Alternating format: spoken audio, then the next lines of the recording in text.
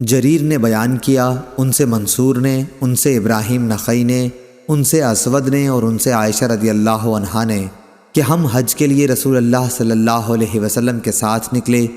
ہماری نیت حج کے سوا اور کچھ نہ تھی۔ جب ہم مکہ پہنچے تو اور لوگوں نے بیت اللہ کا طواف کیا۔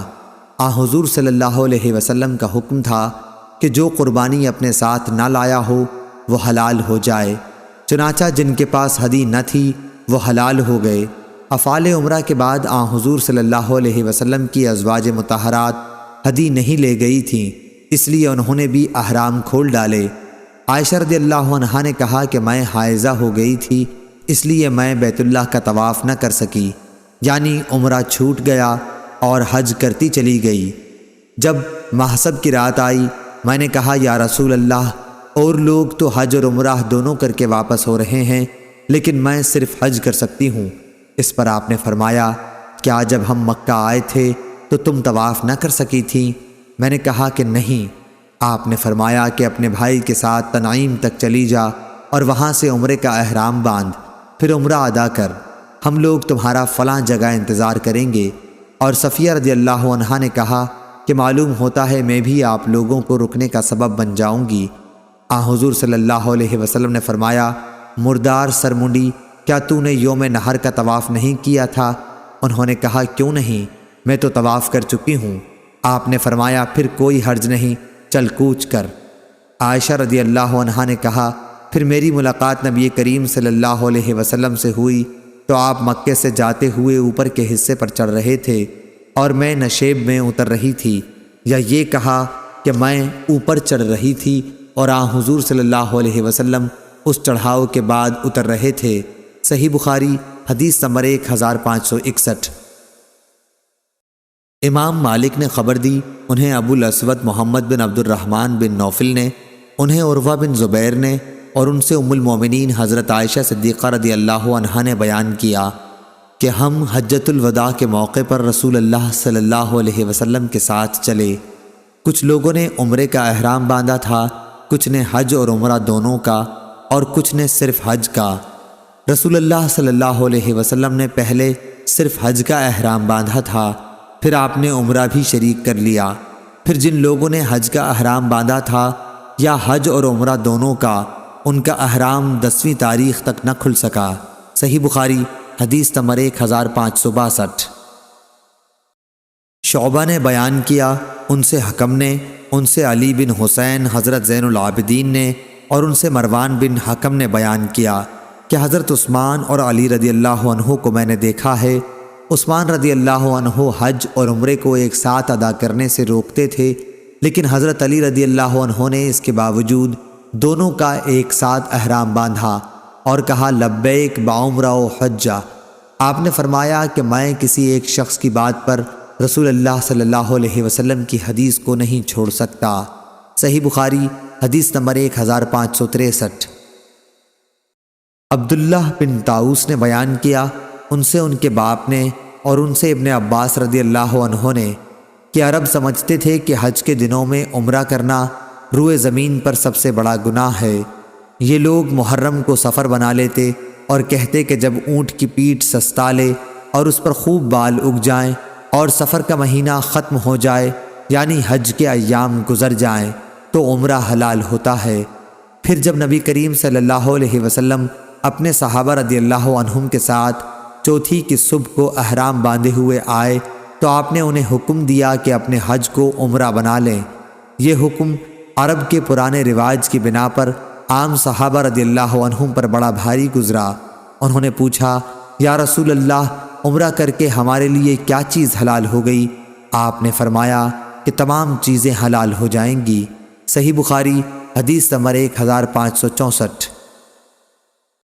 محمد بن جعفر غندر نے بیان کیا، کہا کہ ہم سے شعبہ نے بیان کیا، ان سے قیس بن مسلم نے، ان سے طارق بن شہاب نے، اور ان سے ابو موسیٰ اشعری رضی اللہ عنہ نے کہ میں نبی کریم صلی اللہ علیہ وسلم کی خدمت میں حجۃ الوداع کے موقع پر یمن سے حاضر ہوا تو آپ نے مجھ کو عمرے کے بعد احرام کھول دینے کا حکم دیا۔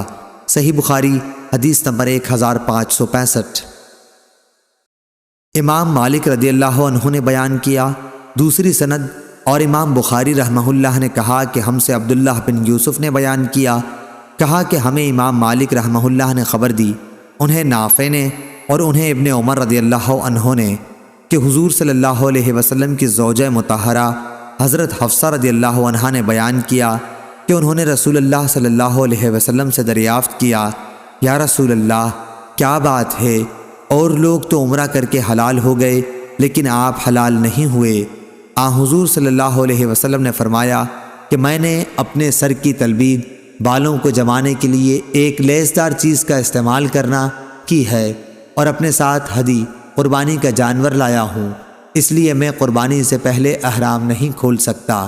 صحیح بخاری حدیث نمبر 1566۔ ابو جمرہ نصر بن عمران الزبعی نے بیان کیا، انہوں نے کہا کہ میں نے حج اور عمرے کا ایک ساتھ احرام باندھا تو کچھ لوگوں نے مجھے منع کیا، اس لیے میں نے ابن عباس رضی اللہ عنہ سے اس کے متعلق دریافت کیا۔ آپ نے تمتع کرنے کے لیے کہا۔ پھر میں نے ایک شخص کو دیکھا کہ مجھ سے کہہ رہا ہے حج بھی مبرور ہوا اور عمرہ بھی قبول ہوا۔ میں نے یہ خواب ابن عباس رضی اللہ عنہ کو سنایا تو آپ نے فرمایا کہ یہ نبی کریم صلی اللہ علیہ وسلم کی سنت ہے۔ پھر آپ نے فرمایا کہ میرے یہاں قیام کر، میں اپنے پاس سے تمہارے لیے کچھ مقرر کر کے دیا کروں گا۔ شعبہ نے بیان کیا کہ میں نے ابو جمرہ سے پوچھا کہ ابن عباس رضی اللہ عنہ نے یہ کیوں کیا تھا، یعنی مال کس بات پر دینے کے لیے کہا؟ انہوں نے بیان کیا کہ اس خواب کی وجہ سے جو میں نے دیکھا تھا۔ صحیح بخاری حدیث نمبر 1567۔ ابو شہاب نے کہا کہ میں تمتع کی نیت سے عمرے کا احرام باندھ کے یوم ترویہ سے 3 دن پہلے مکہ پہنچا۔ اس پر مکہ کے کچھ لوگوں نے کہا اب تمہارا حج مکی ہوگا۔ میں عطا بن ابی رباح کی خدمت میں حاضر ہوا یہی پوچھنے کے لیے۔ انہوں نے فرمایا کہ مجھ سے جابر بن عبداللہ رضی اللہ عنہ نے بیان کیا کہ انہوں نے رسول اللہ صلی اللہ علیہ وسلم کے ساتھ وہ حج کیا تھا جس میں آپ صلی اللہ علیہ وسلم اپنے ساتھ قربانی کے اونٹ لائے تھے، یعنی حجۃ الوداع۔ صحابہ رضی اللہ عنہم نے صرف مفرد حج کا احرام باندھا، لیکن حضور صلی اللہ علیہ وسلم نے ان سے فرمایا کہ عمرے کا احرام باندھ لو اور بیت اللہ کے طواف اور صفا و مروہ کی سعی کے بعد اپنے احرام کھول ڈالو اور بال ترشوا لو۔ یوم ترویہ تک برابر اسی طرح حلال رہو، پھر یوم ترویہ میں مکے سے حج کا احرام باندھو، اور اس طرح اپنے حج مفرد کو جس کی تم نے پہلے نیت کی تھی اب اسے تمتع بنا لو۔ صحابہ رضی اللہ عنہم نے عرض کی کہ ہم اسے تمتع کیسے بنا سکتے ہیں، ہم تو حج کا احرام باندھ چکے ہیں۔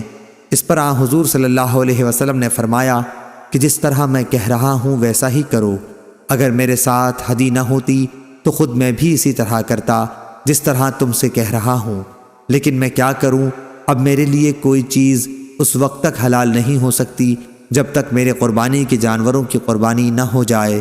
چنانچہ صحابہ رضی اللہ عنہم نے آپ کے حکم کی تعمیل کی۔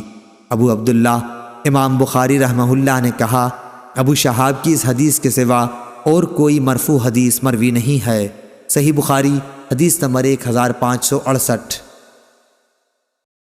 حجاج بن محمد اور نے بیان کیا، ان سے شعبہ نے، ان سے عمرو بن مرہ نے، ان سے سعید بن مسیب نے، کہ جب حضرت عثمان اور حضرت علی رضی اللہ عنہ عصفان آئے تو ان میں باہم تمتع کے سلسلے میں اختلاف ہوا، تو حضرت علی رضی اللہ عنہ نے فرمایا کہ جس کو رسول اللہ صلی اللہ علیہ وسلم نے کیا ہے اس سے آپ کیوں روک رہے ہیں؟ اس پر عثمان رضی اللہ عنہ نے فرمایا کہ مجھے اپنے حال پر رہنے دو۔ یہ دیکھ کر علی نے حج اور عمرہ دونوں کا احرام ایک ساتھ باندھا۔ صحیح بخاری حدیث نمبر 1569۔ حماد بن زید نے بیان کیا، ان سے ایوب سختیانی نے کہا کہ میں نے مجاہد سے سنا، انہوں نے کہا کہ ہم سے جابر بن عبداللہ رضی اللہ عنہ نے بیان کیا، انہوں نے کہا کہ جب ہم رسول اللہ صلی اللہ علیہ وسلم کے ساتھ آئے تو ہم نے حج کی لبیک پکاری، پھر رسول اللہ صلی اللہ علیہ وسلم نے ہمیں حکم دیا تو ہم نے اسے عمرہ بنا لیا۔ صحیح بخاری حدیث نمبر 1570۔